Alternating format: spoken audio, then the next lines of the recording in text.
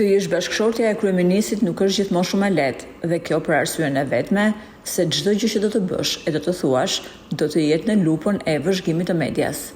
Këtë e di shumë mirë edhe Linda, e cila thotë se ka vite që jeton me këtë situatë, sepse pas martesës me Edin i duhet të ruaj individualitetin e saj, pasi njerëzit nuk e shohin më si Linda, por si bashkëshortja e kryeministrit.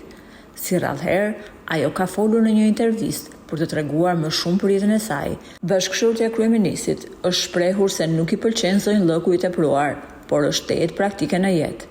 Ajo është shprehur se nuk ka mbajtur asnjëherë dado për të rritur djalin ose një person tjetër në shtëpi për t'i gatuar. Nuk ka pranuar as shoqërues dhe as shofer, pasi preferon ta çojë ta marrë vetë djalin nga shkolla.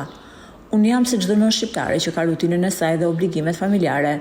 Dihet se Linda ka një vajzë nga martesa e parë, njëkohësisht edhe Edi ka një djalë, Gregun, nga martesa me aktoren Matilda Makoçi.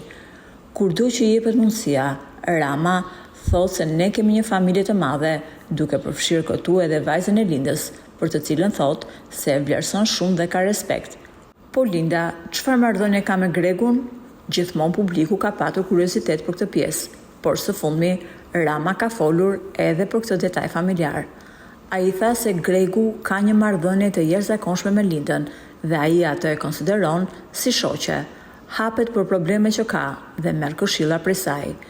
Kur ka pikpyetje në lidhje me një vendim që duhet të marrë, Gregu gjithmonë i bie telefonit dhe merr mendimin e Lindës. Më herët, kur gazetarët e kanë pyetur Matilda Makoçin se çfarë mendimi ka ajo për Lindën, Matilda është shprehur: Linda është një grua e mirë dhe unë jam e lumtur që ajo i qëndron afër djalit tim dhe sillet shumë mirë me të. Po ju, si e shihni? A është kjo historia e një gruaje të fortë që fshihet pas dritave të pushtetit?